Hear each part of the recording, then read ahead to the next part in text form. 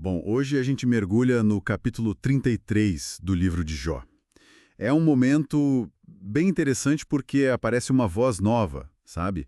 O Eliú, e ele fala direto com o Jó. Exato, é uma mudança de tom, né? Depois dos amigos vem o Eliú com uma abordagem diferente. Ele já chega se apresentando, né? Dizendo que fala com sinceridade, coração reto. Uhum. E que a inspiração dele vem do Espírito de Deus, do sopro do Todo-Poderoso. Ele quer deixar claro de onde vem a fala dele. Sim, mas ele também faz questão de dizer, né? Olha, diante de Deus eu sou igual a você. Isso, também fui formado do barro.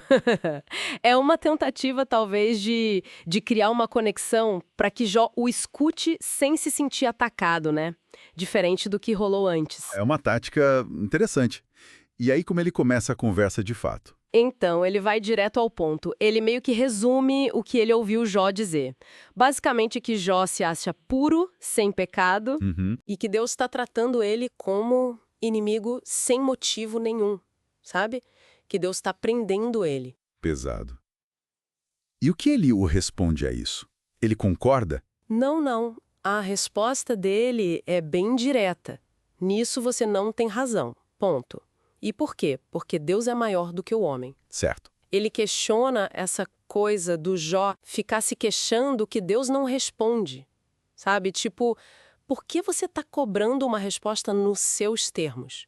É uma forma de mudar a perspectiva, né? Tirar o foco só da dor do Jó e lembrar da grandeza de Deus. Entendi. Mas corre o risco de soar meio... Deus é grande, então aceita e pronto, não? Como ele desenvolve isso sem cair nisso? É aí que fica bom, porque ele não para aí.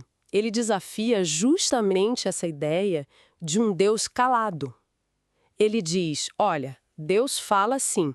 Ah, Talvez não do jeito que Jó está esperando ou percebendo, mas ele fala, várias vezes, de várias maneiras. e que maneiras seriam essas, segundo Eliú? Bom, primeiro ele cita sonhos, visões noturnas, diz que Deus pode, tipo, abrir o ouvido da pessoa enquanto ela dorme, sabe? Uhum, Sussurrar avisos, talvez até coisas que assustam um pouco, mas com um propósito. Afastar a pessoa de fazer algo errado ou livrar do orgulho. entendi.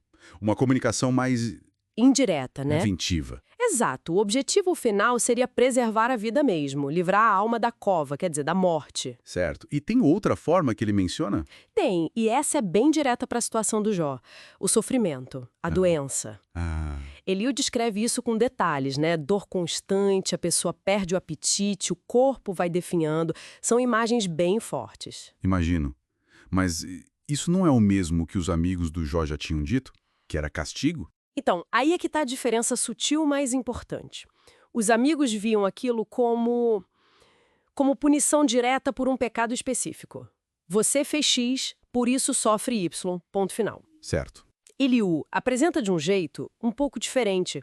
Ele não nega a conexão com o erro, mas ele vê o sofrimento mais como uma disciplina, uma correção.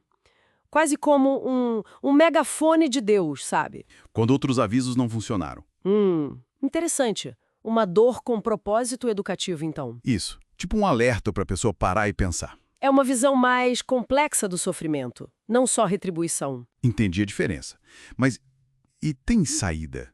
Tem esperança nesse cenário que ele pinta? Tem, sim, e esse é outro ponto-chave do discurso dele. Ele fala da possibilidade de um mediador, um anjo, ele diz, 1 em 1000, Um mediador. Para quê? para interceder pela pessoa que está sofrendo.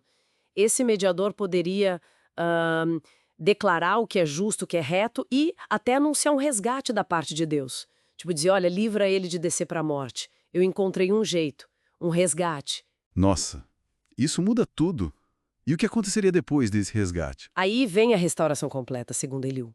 O corpo se renova, volta a ser como na juventude, a pessoa encontra favor diante de Deus de novo, sente alegria, a justiça é restabelecida na vida dela. Que virada. E ele imagina até a pessoa confessando, sabe? Dizendo algo como, eu pequei, mas olha, Deus foi misericordioso, não recebi o que eu merecia. Reconhecimento e graça, então. Exatamente. E Eliú até diz que Deus faz isso repetidamente, 2 e 3 vezes, para trazer a pessoa de volta da beira da morte para a luz da vida.